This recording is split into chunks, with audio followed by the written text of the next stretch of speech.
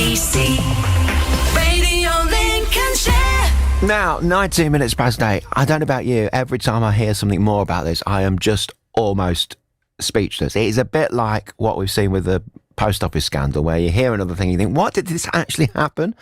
This is the thousands of people in the UK who were infected with HIV and hepatitis C after being given contaminated blood products. We're talking about in the 70s, we're talking about in the 80s. You'll have heard about this public inquiry into what has been described as the biggest treatment disaster in NHS history, and it's going to publish its findings in the next month. This is just incredible, this figure. Campaigners say one affected person is dying every 4 days. And you'll have heard this in the news about this guy from Lincolnshire. The person who's been speaking to him is our investigations reporter, Lucy Parry. She's here with us now. So just explain, first of all, Lucy, who was affected by this blood scandal and how many people are we talking about?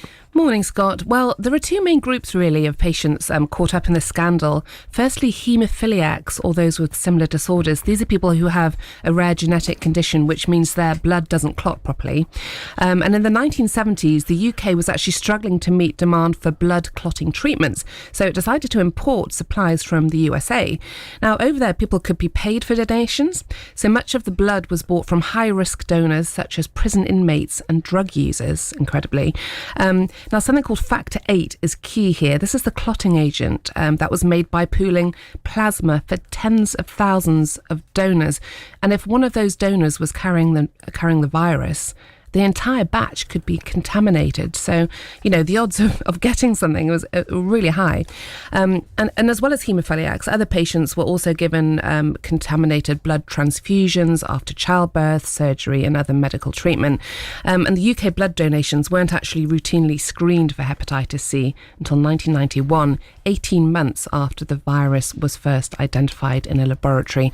Overall, it's thought 30,000 people were infected with hepatitis C, which can cause cirrhosis and liver cancer, or HIV, or sometimes both.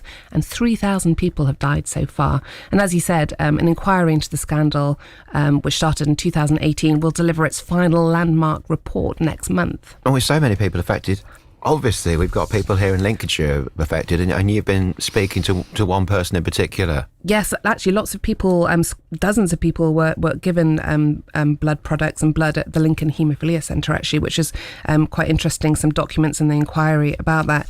And one of those was Jonathan Colin French, he's 53 now. He lives in Hagworthingham near Spilsby, and he has mild haemophilia.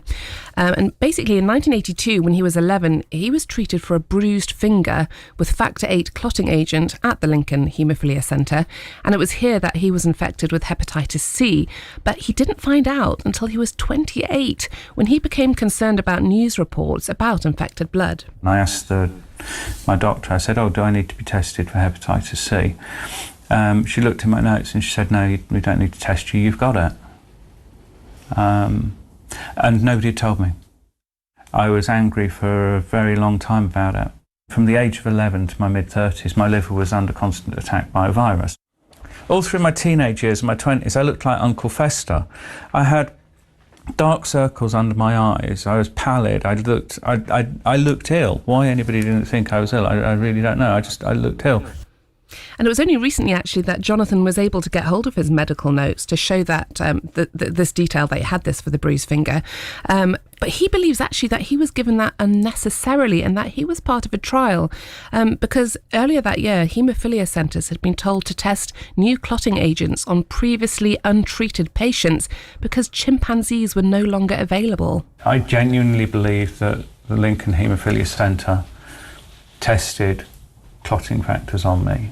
The fact that 6 months later they called me in and did tests for non-A, non-B hepatitis, because I used to go in on an annual basis.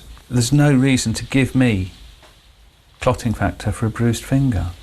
It sounds fantastical that doctors in the NHS would test products that they thought might have a chance of having hepatitis C or HIV infections in them by injecting them into young children like they're lab rats.